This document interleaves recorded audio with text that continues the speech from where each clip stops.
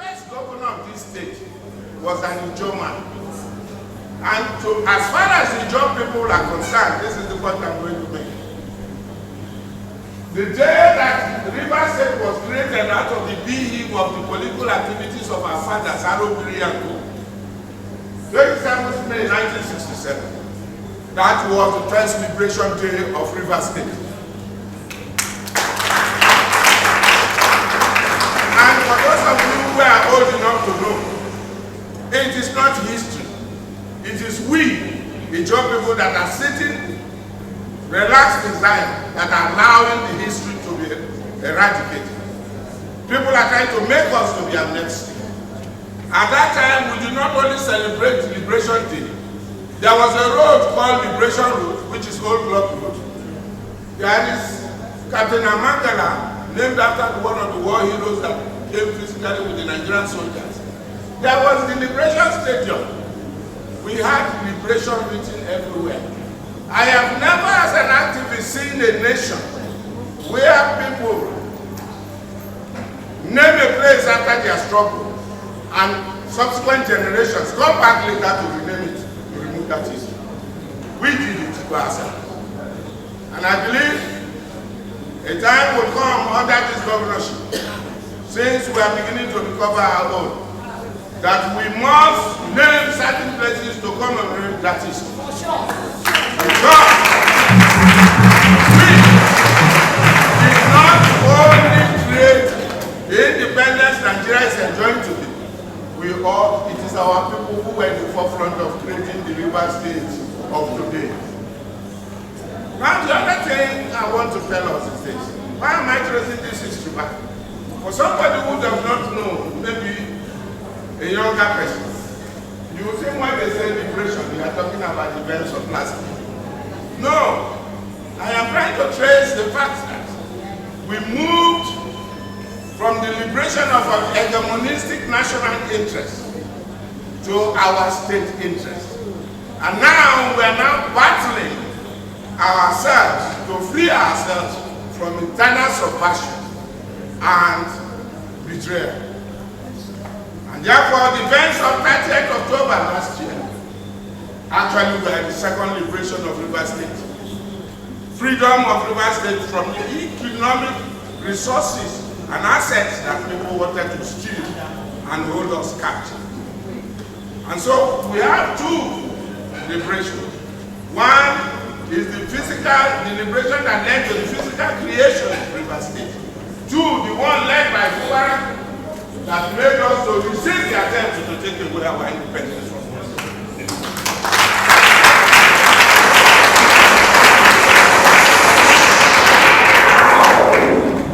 Now the issue is democracy. We keep saying it's the government of the people, by the people, and for the people. Democracy will only thrive in an environment where there is respect for law and order. Democracy also feeds on a place where there is justice and truth. Democracy feeds also on a vibrant economy. If you look at the last election in the United States, while Kamala Harris was busy preaching esoterics, talking about women own their bodies and this and that, Trump, the criminal that is, decided to tell the people, we are talking about career stomach infrastructure. Are you better today or worse today than when you were under the American people? Because they wanted a better state of life, because of the indices of inflation, the indices of unemployment. Despite all the crimes Trump committed, we voted him as a felon, the first American president who is a felon to be so elected. Showing you that democracy thrives with the will of the people through stomach infrastructure and through a vibrant economy. Democracy also thrives when there's transparency. Transparency of people in power. Now what have we experienced in this part of the world and in Rivers State in the past few years? Before Fubara came on board, We saw a situation where politicians did not only win elections, they were also the businessmen. They also had, in the briefcase of the average politician who won the election, several companies he has already incorporated. So when the reaches time to award contracts, they award from his portfolio. We also see a situation where the man who is the chief executive, the former emperor we had in government house, after taking the 40 years, also decides to be allocating, okay, give this one, give this, give this. And so he was giving it to his cronies and to his henchmen, thereby contracting the economic space. When we came on board first as Ijaw people, when our fathers ruled this land, the politicians went into politics and governance. Some other people went into doing contract and business, isn't it? But today are that businessmen, the businessmen and the politicians. And so contracting the economic space led to an idea that you find a situation where democracy cannot thrive. Therefore, for democracy to thrive, you need to free the economic space. You need to create wealth. You need to establish companies, employ people, so that the money can go around. You do not talk about democratic rebirth or democracy when there is no freedom of economic emancipation. You do not talk about rebirth when there is no joy in the faces of the people. I dare say today, every place you go to, people are crying. I remember some time ago during Obasanjo's era, a popular politician came up with a song, Nigeria, Jaga Jaga, Oban, Sofa Sofa, Boza Boza. And then suddenly, Obasanjo as the sitting president was angry. And he came on national air and said that boy must be a madman. He needed his head to be examined. But some other people choose the Morgano so you need to listen. The music of the streets is the yearning of the people. These musicians you are seeing are speaking the minds of the people, are not ghetto people. The ghetto is not born in them, they were just by chance born in the ghetto. Therefore you have to listen. But you have to move the extra mile to see how you could turn the economy around, which Goodluck Jonathan made sure was well implemented. The reason I'm taking you through all this is because for democracy to thrive, you must also have institutions. Institutions like INEC, institutions like the judiciary, institutions like the police, civil society. What have we seen now? INEC is not independent. INEC is dependent on the president. We also see a situation where the police that is supposed to be our friend is the same police that is shooting our governor. We also see today, ladies and gentlemen, that the NGOs before now were very much present in our midst, to the point that if you had a case and the case is popular, NGOs, civil societies and others came to your aid. But these days now, the NGOs have all failed because of economic pressure, financial pressure and lack of performance. We also see a situation where the system, by the state governments, by the government and the state actors themselves, tend to be very violent on NGOs. So for that reason, and since the Nigerian insurance system doesn't pay much, the NGOs have left the scene. And so you find in Nigeria, pillars that will sustain democracy are all weak. Instead, we have presidents that spoke like kings, governors that gave directives like kings. So we now find orthodoxy in a democratic system setting. We now find a situation where even state governments do not respect law and order. God gives a directive. The state government and the federal government ignore it. Amongst us also feel that nothing is happening. After all, is this life better? I'm free here, but nothing in my stomach. Is it not better to go inside here, prison, so that they can give me peace? So you find a tendency of resolution to die among the citizens. This situation is not helpful to democracy. But thanks be to God, there was a rebirth. On the 30th of October last year, a group of young men and women came to fight, put their lives on the line, led by Dr. Fubara, and they were able to arrest a group of groupies who wanted to use political power to throw us and him out of office. I salute the courage of Dr. Fubara. Some other people will stay in their houses and say anything they like, let them do this, but he went out with this young man. Even the police who saw him were shooting at him and telling us on television that they didn't recognize the government. Can you imagine that? So, but we want to salute the courage of Fubara. And you know the interesting thing, I hear the glitching, simplified movement, and they say rivers first. What does rivers first mean? It means that rivers must be central to the policies of the government. The people must own back what they have lost. The people must begin to enjoy the things the enemy took away from them. Meaning that in the design and execution of projects, the people must be central to those policies. We want to salute Fubara. I have known him personally. He's a very humane and nice person. But then he should forget the charlatans that may come around him. Because keep telling him that everything is okay in the town. All is not okay in the town.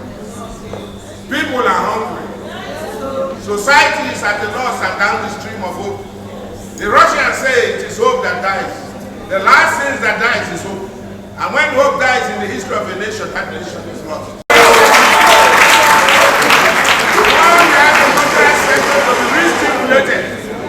We want our people, the women, to go back to the mangroves and let the projects we say we want to do as local government chairman and governor be not only about roads.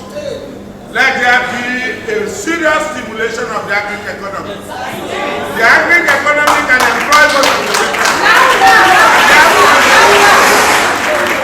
The economy must be such that it must be multi-sectorial.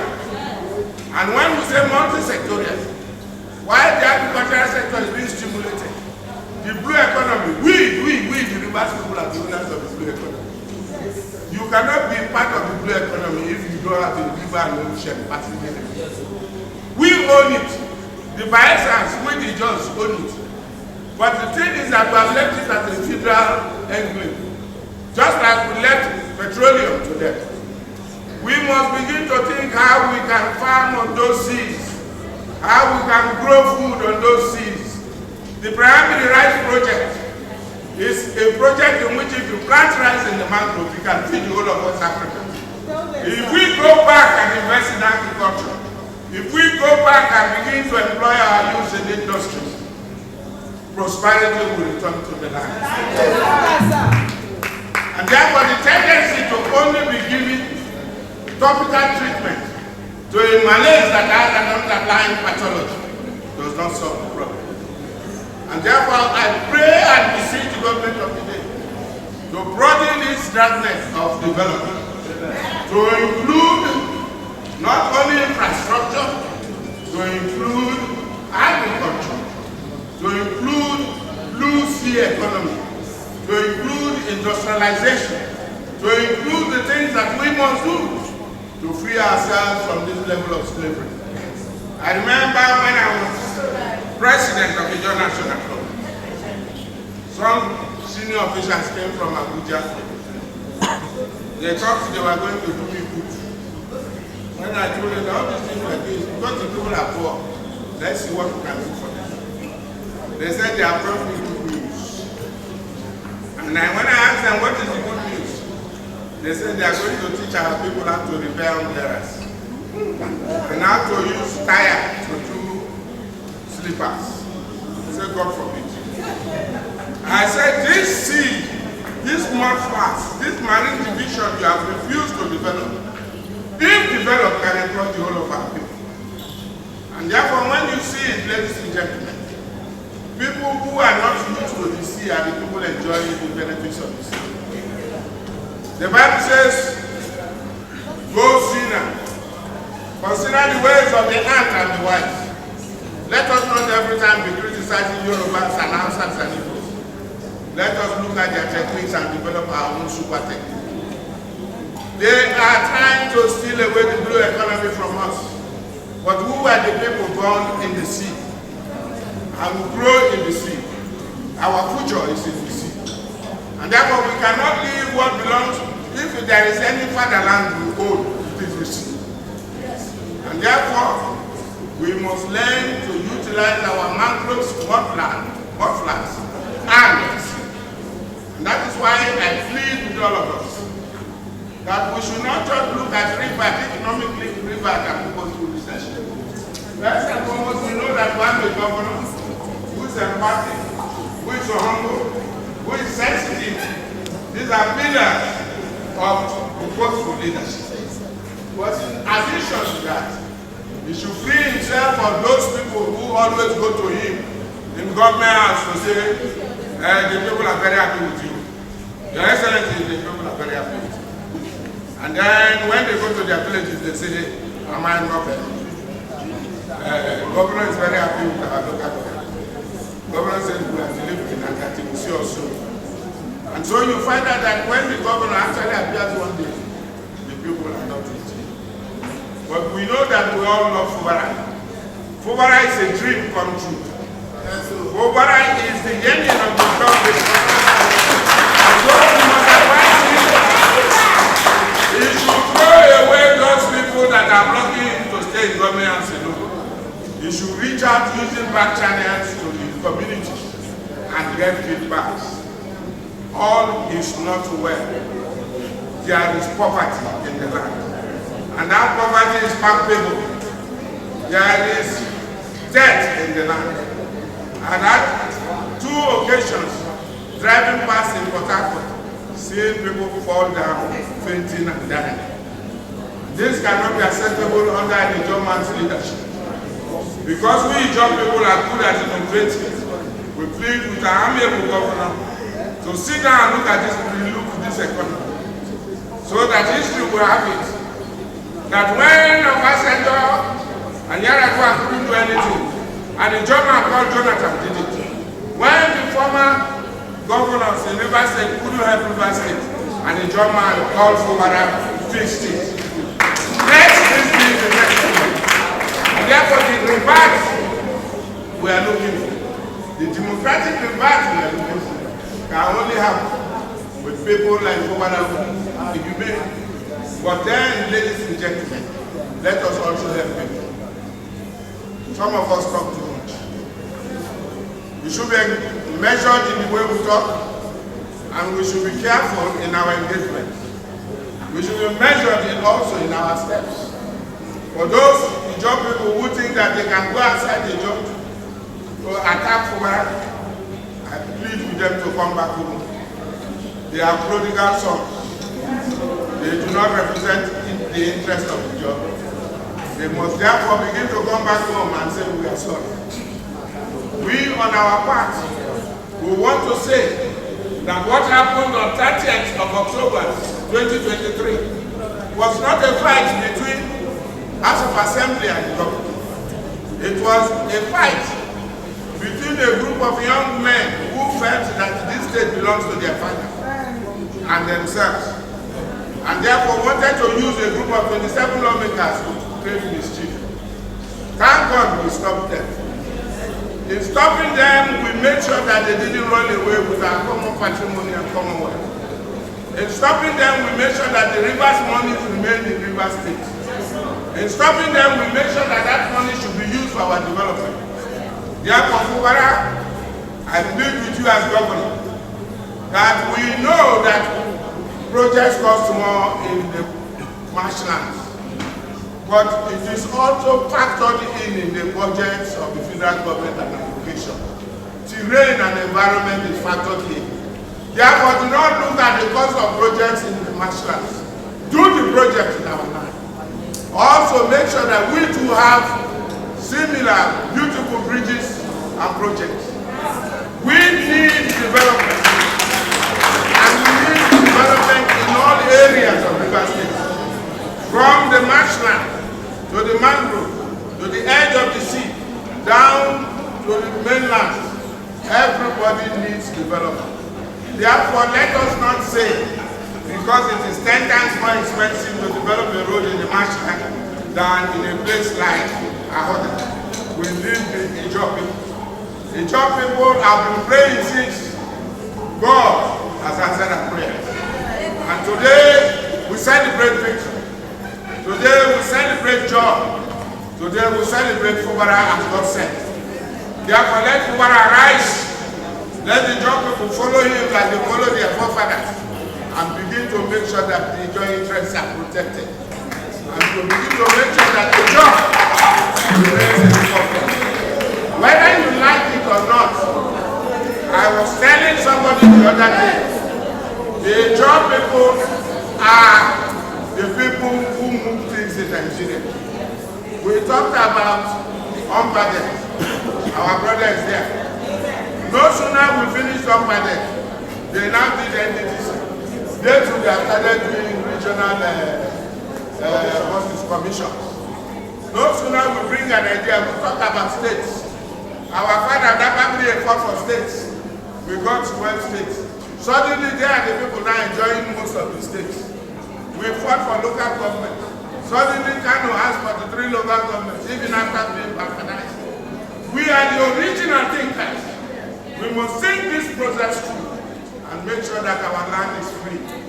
Free and last. Oh,